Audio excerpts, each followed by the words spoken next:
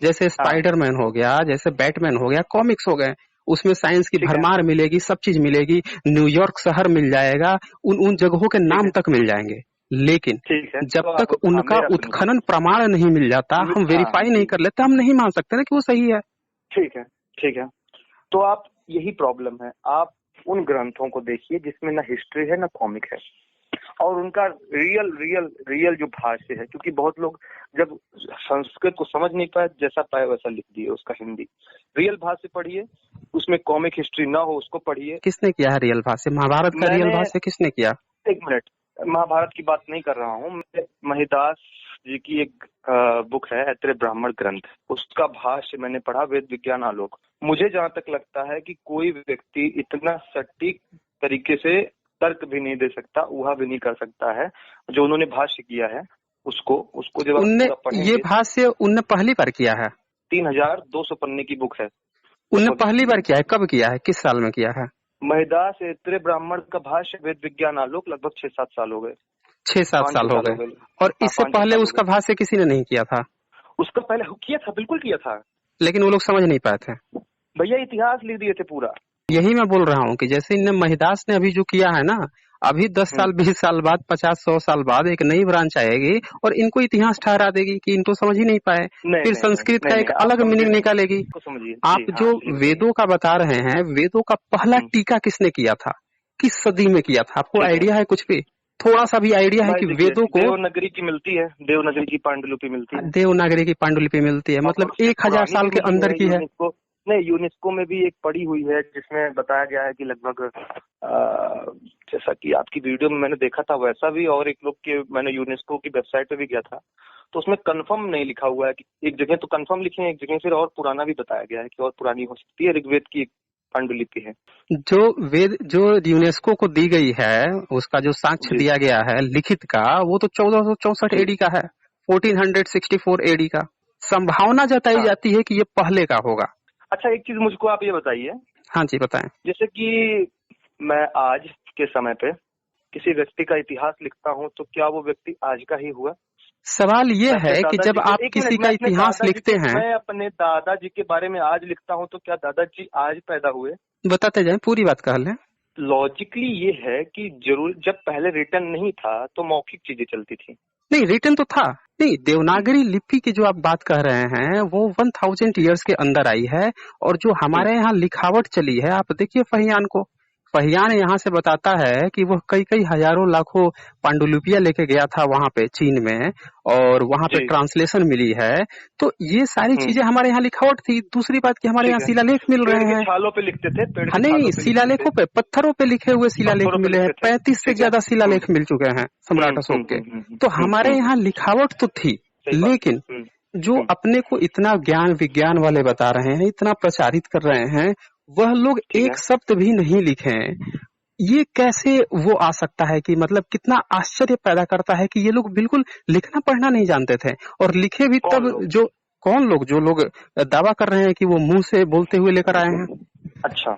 वही लोग जो पिछली लिखावट हुई है उसको भी पढ़ना नहीं जानते थे।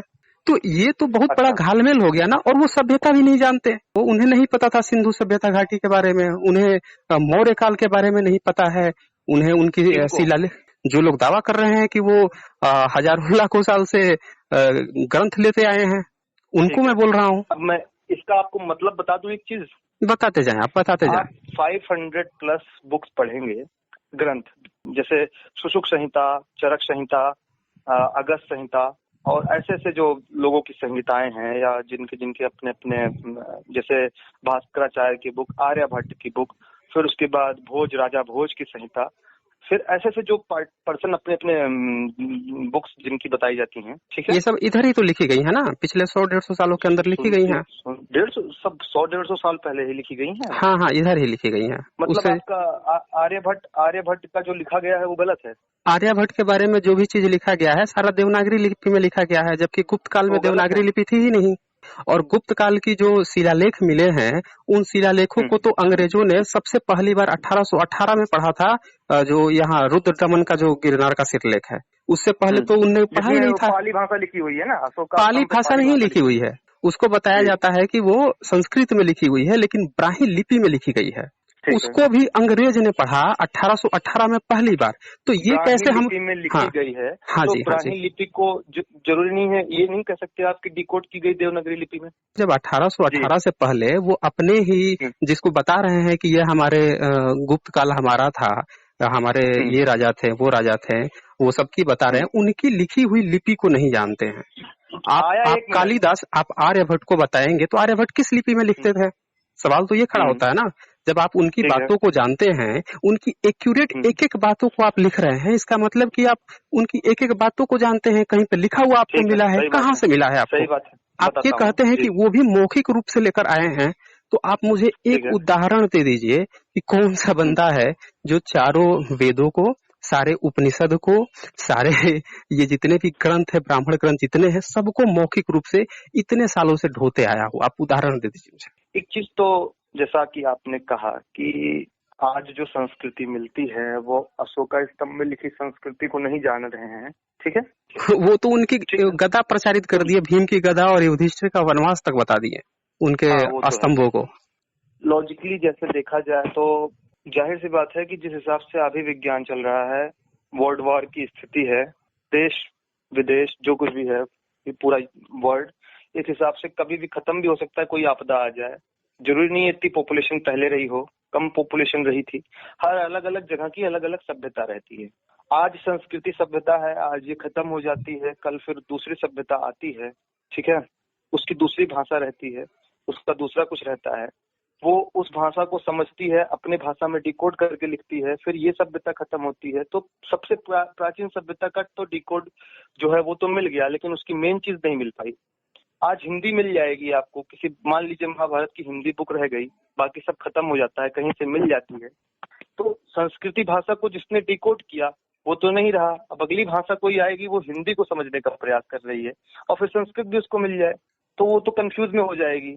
ये भी तो हो सकता है। आपको पता है कि जो सिंधु सभ्यता घाटी है, जो उसकी खुदाई हो रही थी, तो उन जगहों पे बौद्धों के स्तूप मिले हैं। जो स्तूप होते हैं ना, वो मिले हैं। और जो बौद्धों की जो खुदाई हो रही थी, वहां से सिंधु सभ्यता घाटी के स्तूप मिले, जहाँ पे बताया गया कि सरस्वती नदी है, वो बद्री क्षेत्र है हरियाणा वाला जो है, यमुनानगर के पास, उस जगह को चिन्हित करके सारे वेद जो विशेषज्ञ हैं सब लोगों ने दबाव डाला कि भैया जब बौद्धों के सारे खुदाई के प्रमाण मिल रहे हैं उनकी किताबों में, तो हमारे भी मिलने चाहिए। सरस्वती घाटी का खोलो उसमें, तो वहां पे खुदाई हुई 3 जगहों का, ABR1, ABR2, ABR3, और तीनों जगहों से क्या मिल रहा है? सरस्वती नदी तो मिली नहीं, उल्टे बौद्धों का वो मिल गया, पूरा का पूरा स्तूप, महाविहार और सारी चीजें मिल गई उस घाटी के अंदर। अग्निहोत्र भी तो मिला है भाई साहब। अग्निहोत्र कहाँ मिला है? यही तो खास बात है ना। मिला है, कुंड मिला है, मैं आपको बता दूंगा, भेज दूंगा, प्रमाण दे। आप हर चीज में क्या आपके पास वैदिकों को साबित करने के लिए 2 चीज होती हैं, हवन कुंड होगा और दूसरा होगा मंदिर। इसमें त्रिशूल एक हाथ में है, वो त्रिशूल नहीं है, वो त्रिरत्न है, वो त्रिरत्न है। आप सांची के स्तूप पर जाएं, जो सांची का स्तूप है उसका जो द्वार है बना हुआ, उसके ऊपर आप देखेंगे तो वहां पे वही सेम आकृति बनी हुई है जो सिंधु सभ्यता के घाटी में जो वो मिला है सील, जिसको कि लोग पशुपतिनाथ कह देते हैं। वो पशुपतिनाथ भी नहीं है, उसके ऊपर जो बना हुआ है वो त्रिशूल भी नहीं है, बल्कि वो त्रिरत्न है, वही वाला त्रिरत्न जो सांची के स्तूप में वही सेम आकृति मिली है। और आप प्रवीण मिश्रा जो हैं रिपोर्टर उस खुदाई के क्षेत्र के, उनकी जाके बात कर लीजिए, जो कपिल वस्तु की खुदाई कर रहे थे, जहाँ पे बुद्ध का जो जन्म हुआ था, उनने अपनी पूरी रिपोर्ट फाइलिंग की है। उसमें लिखा है कि बुद्ध का जो जन्म क्षेत्र है वहां पे हमें एक तो रिहायशी इलाका मिला और दूसरा जो इलाका मिला है वो स्तूप क्षेत्र है। अच्छा, हाँ, यानी कि बुद्ध के समय में भी स्तूप थे, सिंधु सभ्यता घाटी में भी स्तूप थे, और सिंधु सभ्यता घाटी में जो साधना रत्न पुरुष मिला है वह पशुपतिनाथ भी नहीं है, क्योंकि वो सर पे जो त्रिशूल बताया जा रहा है त्रिरत्न का, हाथ में नहीं बताया जा रहा है, डमरू नहीं बताई जा रही है, और वो मृगछाला पहने हुए नहीं है, उसके बगल में नंदी बैल नहीं है, बल्कि वो सिंपल सा वो है साधना रत्न है, जो कि बौद्ध तो होती थी। पेड़ की पूजा होना और किसी चीज की पूजा होना, ये क्या वैदिक कल्चर है? बौद्ध में नहीं है। आप ये बताएं कि ये जो प्रकृति की पूजा होती है, प्रकृति पूजक होते हैं जो पानी देवता और सब चीजों को करते हैं, इसका वेदों से और मंदिरों से क्या लेना देना है? और ये चीज तो वेदों से इसका कोई लेना देना नहीं, वेदों में तो ऐसा कुछ नहीं लिखा है पेड़ की पूजा करो या करने हाँ, चाहिए। वेदों में नहीं है। और मंदिर नहीं है। मंदिर मंदिर सभ्यता मिली नहीं, उल्टे स्तूपों की मिल रही है। यानी कि उनकी मंदिर भी जो नहीं था, मंदिर भी नहीं था। नहीं है नहीं, मंदिर में। वेद में क्या लिखा है क्या नहीं लिखा है, लेकिन ये जो कल्चर मिल रहा है सिंधु सभ्यता का और इनके बौद्धों का, और ये जो अपना दावा पेश कर रहे हैं, जैसे जैन बताते हैं कि हमारे 24 तीर्थकर हैं, और ये लोग आ रहे हैं और ये सीधे अपने को ले जाते हैं सिंधु सभ्यता में। बौद्ध वाले भी 28 अपना बताते हैं और वहां ले जाते हैं। लेकिन जो प्रमाण हमें मिल रहा है वह तो ये बता रहा है कि सिंधु सभ्यता और हड़प्पा मोहनजोदड़ो, जिसको हम बताते हैं कि ये खत्म हो गई 3500 साल पहले, वहां पे कुषाण वंश का भी स्तूप मिल रहे हैं। यानी कि वो तो कभी खत्म ही नहीं हुई थी। कुषाण वंश तो ईसा से प्रथम सदी में था, यानी कि तब तक वो जीवित थी। तो ये सभ्यताएं तो लगातार कनेक्टेड थी ना, ये तो वही सभ्यता है। इनमें वेद कहाँ से आ गया? ये बताइए आप, हाँ जी। गौतम बुद्ध से पहले भी बौद्ध धर्म था? गौतम बुद्ध से पहले बौद्ध धर्म था ये हमें कोई आइडिया नहीं है, लेकिन मुझे इतना पता है कि जो स्तूप की परंपरा इनकी रही है, वो स्तूप की परंपरा उधर भी मिली है। स्तूप की परंपरा का मतलब थोड़ा मुझे बता सकते हैं क्या चीज है ये? जैसे कोई बंदा मरता है तो दाह संस्कार होता है, तो आप अस्थियों का क्या करते हैं?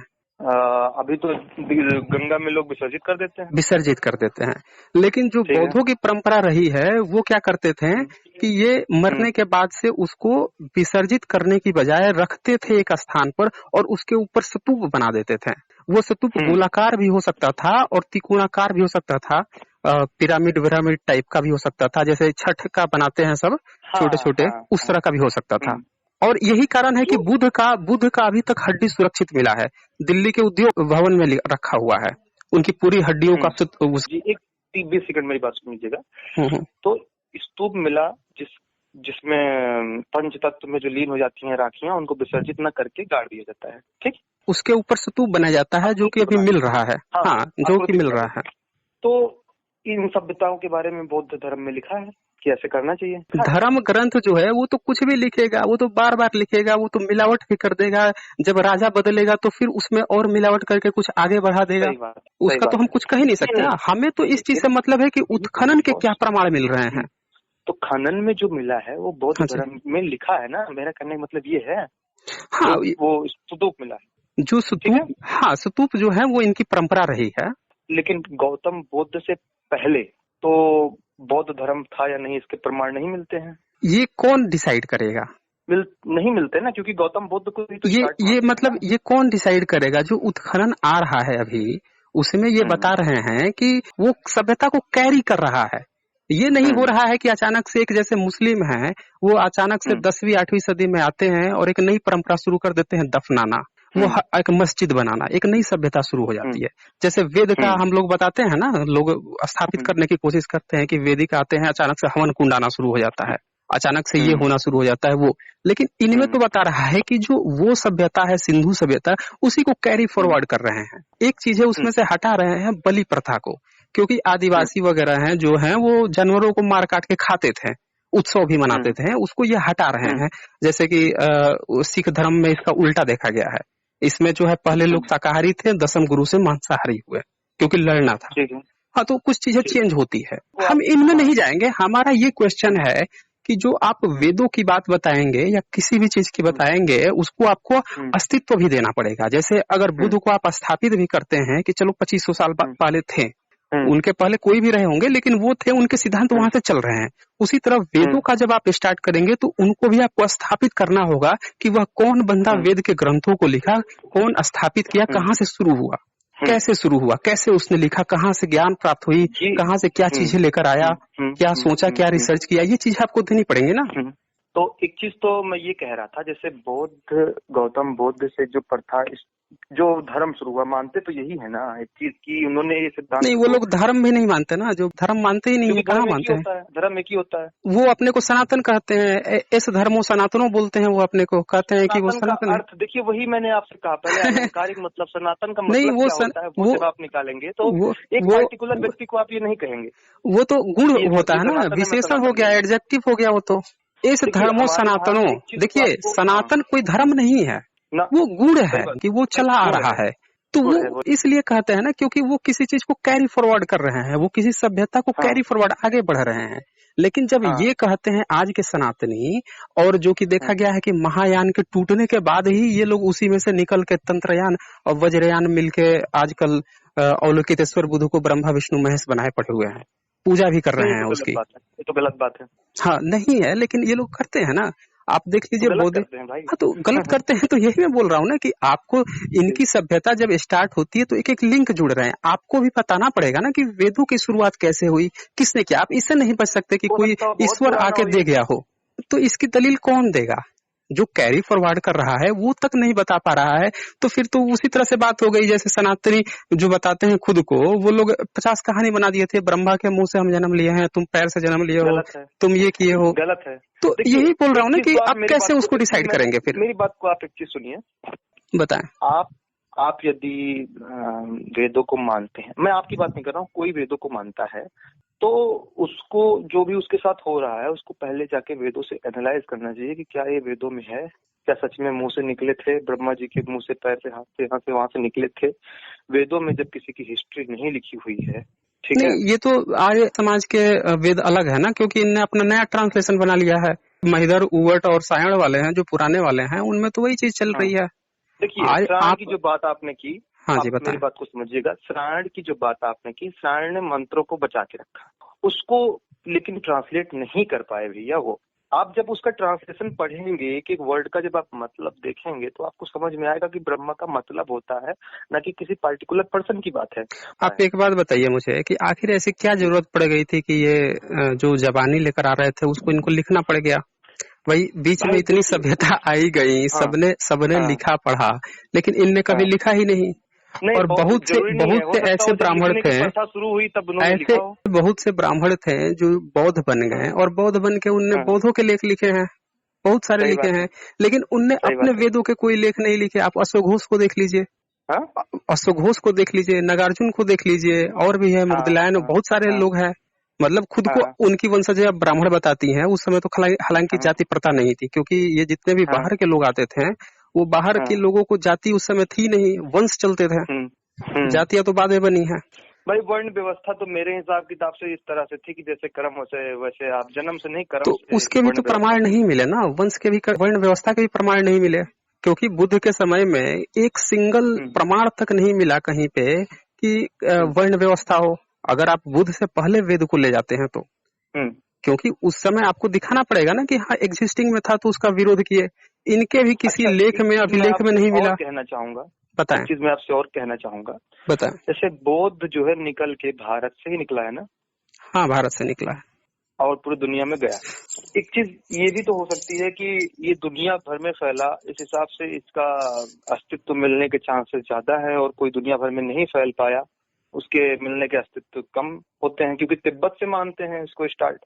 नहीं, तिब्बत से तो स्टार्ट वो मानते हैं, दयानंद सरस्वती की आर्यों का अस्तित्व वहां से आया है। वो विदेशी खुद को ही विदेशी बता देते हैं कि हम लोग। कैसे हो सकता है? तिब्बत को बता देते हैं ना, तिब्बत को बता देते हैं। पाकिस्तान को आज आप विदेशी मान रहे हैं ना, कल तो ये भारत में ही था, कभी ईरान भी भारत में था। हाँ तो देखिए उस हिसाब से आप कुछ भी कर लीजिए, लेकिन सवाल ये है ना कि आप बताइए कैसे वो ओरिजिन वहाँ रख दिए। तिब्बत कब कटा भारत से, आप ये भी तो देखिए। कब कटा है बताइए आप देखिए ना कब कटा है। जहाँ तक मेरी जानकारी है तिब्बत पूरी तरह से भारत में कभी नहीं रहा है। पूरी तरह से नहीं रहा है, ऊंचाई वाला जो स्थान है, मानसरोवर जो एरिया है वो प्राचीन काल में चाइना में ही था, फिर औरंगजेब ने उसको छीन लिया था। औरंगजेब ने उसको छीन लिया, कहा उसने कि लेटर लिखा था कि भैया इसको दे दो, ये हमारे बौद्धों, जैनों और हिंदू भाइयों लोग का वो है। उसे नहीं किया, आक्रमण किया, उसको छीन लिया था। फिर चाइना ने देश आजाद हुआ तो फिर उसने छीन लिया। तो ये तो लड़ाइयाँ चलती रही हैं, लेकिन तिब्बत वाला जो भूभाग है पूरा वो तो कभी भारत में नहीं रहा है। तो फिर तिब्बत का, लेकिन मैंने तो अभी लगभग अब जैसे 1 महीना पहले मैंने पढ़ा था तो मुझे ध्यान नहीं आ रहा है। तिब्बत का भाग तो मैंने तो देखा था कि नहीं, किसी भी शासन काल में आप देख लीजिए, शासन काल जो स्टार्ट होता है हम लोग का हर्यक वंश के करीब से स्टार्ट होता है, 2600 साल पहले से स्टार्ट होता है। उससे वहां से तो कभी हमने नहीं देखा। उससे पहले का आपके पास कोई आइडिया हो तो बता दीजिए। अच्छा, मतलब तिब्बत का पूरा एरिया नहीं था। तो एक चीज ये भी होती है ना, मैंने तो एक जगह देखा था और पढ़ा भी था, मानचित्र भी उसमें था, तिब्बत ऐड किए थे, चीन भी उसमें ऐड किए थे। वो तो तो वो तो अपने ऊपर है। मैं जहाँ तक जानता हूँ सबसे बड़ा अच्छा, साम्राज्य अब तक का महाभारत की। अशोक का रहा है। हाँ, सबसे अच्छा। बड़ा साम्राज्य अशोक का ही रहा है, जितना ज्ञात है इतिहास, और इतिहासकार भी इस पर एक मत है। उसमें नहीं था वो हिस्सा। हाँ, उस समय नेपाल जरूर भारत का हिस्सा था, क्योंकि लुम्बिनी में इनने खुद जाके अपना शिलालेख लिखवाया है, जगह चिन्हित करके ठीक है। कि यहाँ पे बुद्ध का जन्म हुआ है। कंबोडिया में भी तो मंदिर मिली है विष्णु भगवान की, उसके बारे में क्या कहेंगे आप? कंबोडिया में जो मिली है वो कितना साल पुराना बताई जा रही है? 1000 साल, 11वीं 12वीं ना सदी की बताई जा ना रही है। ना ना ना, नहीं कहाँ भैया, नहीं भैया। कहाँ कहाँ बताई जा रही है? आप बता दीजिए मुझे। मैं भैया जी के व्हाट्सएप पे भेज दूंगा, मैंने देखा था आप उसको। ऑफिशियल लिंक भेजिएगा, जो भी भेजिएगा ऑफिशियल लिंक। मैंने पूरी इस पर रिसर्च कर डाली है कंबोडिया वाले पे।